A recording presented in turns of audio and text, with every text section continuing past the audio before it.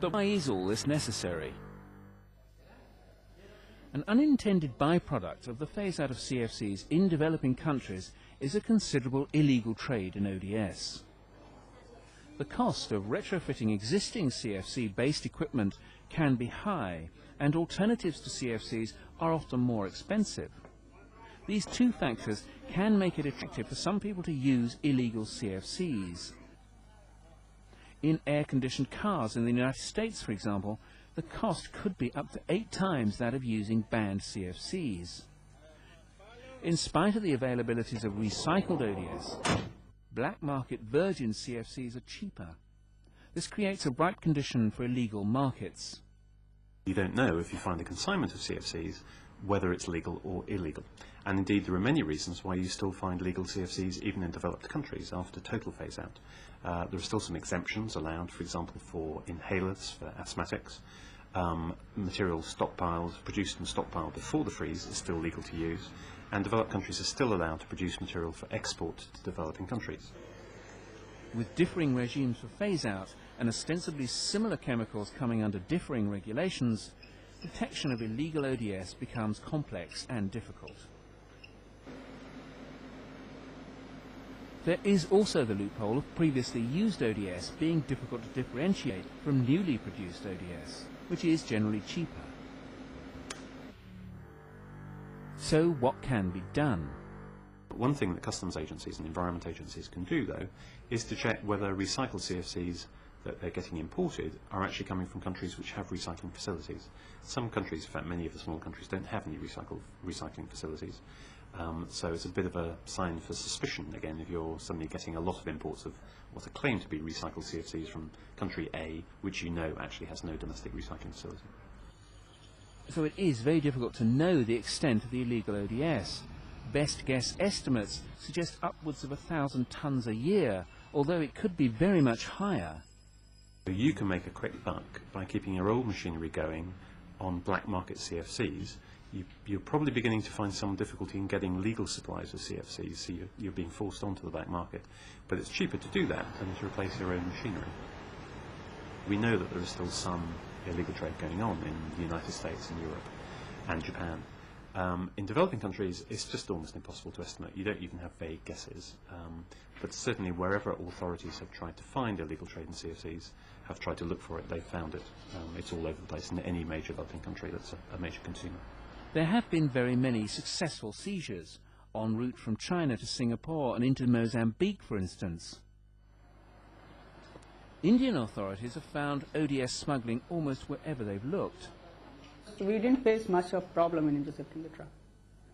So the truck was brought to the DRI office Patna, and then the inventory was made, and we got the trade opinion also regarding the CFC gas. So everything was inventorized properly, and then the goods were seized under the Customs Act. The total value of goods came out to be 25 lakhs along with the truck. The driver of the truck was arrested. At the same time, another person who claimed as a carrier of the goods was also arrested and was sent to the jail under the Customs Act. The smuggling of CFCs over the border from Nepal into India. Now, at the time, Nepal didn't control its imports of CFCs, so huge amounts of CFCs were being brought into Nepal, way in excess of the country's consumption, and most of this was then turned around and smuggled into India over the land borders. Successful prosecutions are showing how ODS is smuggled.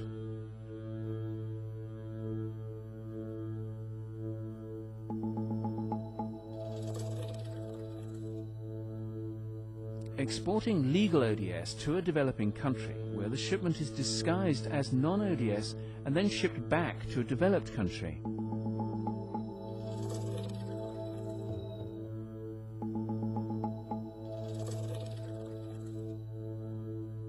A variation is where the ODS is transferred at a transit country. The empty containers are shipped to the destination developing country and the ODS is sold on the black market.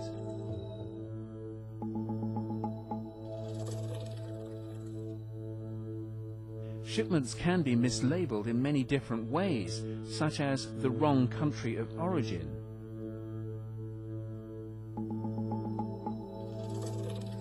Customs codes and or chemical names contained in customs declarations can claim to refer to illegal substances, but the cylinders contain illegal ODS.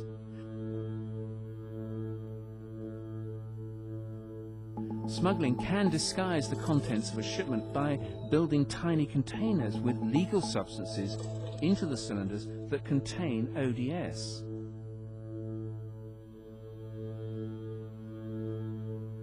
The cylinder pressure of an ODS can be changed so that it appears to be a legal substance.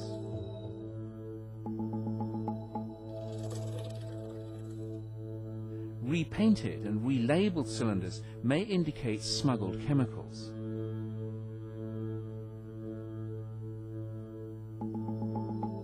Labels with inconsistent chemical codes are not always easy to spot, but if found, they can help detect smuggling.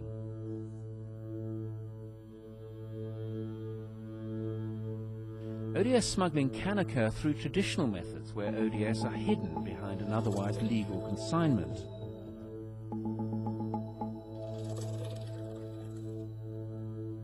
Returning empty cylinders is cause for suspicion, as it's rarely economic across borders.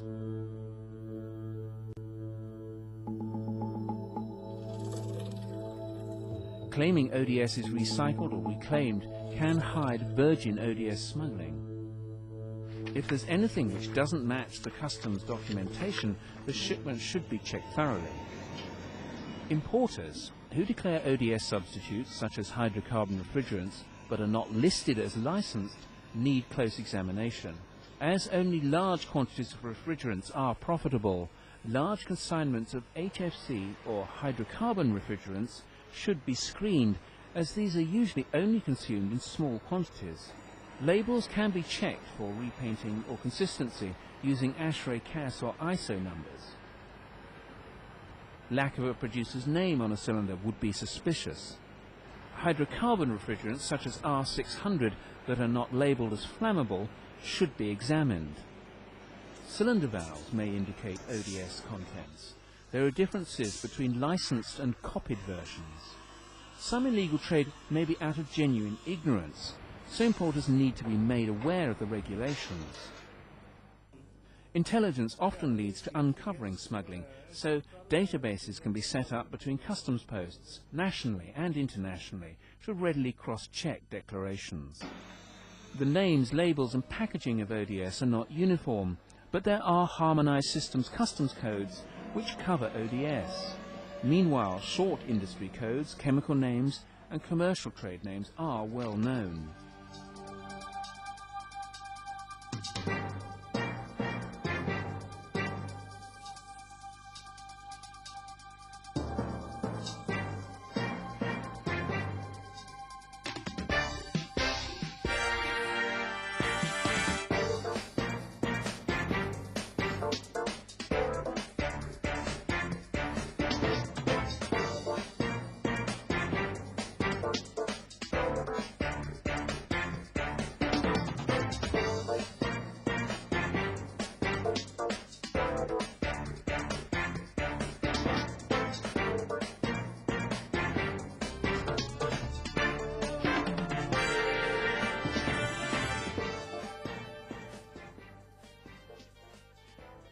Disposable, pressurized and pressure-less containers of many sizes are used to transport ODS, but the types are documented and can be identified. Similarly, labels and their locations vary considerably, although ASHRAE standard codes are widely used. The handling of ODS needs specially trained personnel, as some substances are flammable and pressurized. Being able to readily call on such personnel is essential. Detailed training of customs officers includes background about the regulations, familiarity with the substances, their identification and handling. Local actions need to be taken by many stakeholders at a national level, and customs officers are one of the key stakeholders in implementing the policies and legislation set by the government. They are the ones who are going to be in a front line on the border of the country in order to ensure that undesired trade of ozone-depleting substances does not enter into the country. That will ensure the compliance of the country. That will ensure the border security for these substances that deplete the ozone layer. And that will also ensure that the society in that particular country transforms into ozone-friendly society. Saving the ozone layer will save very many lives. The international community has made an unprecedented response to eliminate the chemicals responsible. The Montreal Protocol is succeeding, but it is not yet a firm success. There is still much work to do before the ozone problem is solved.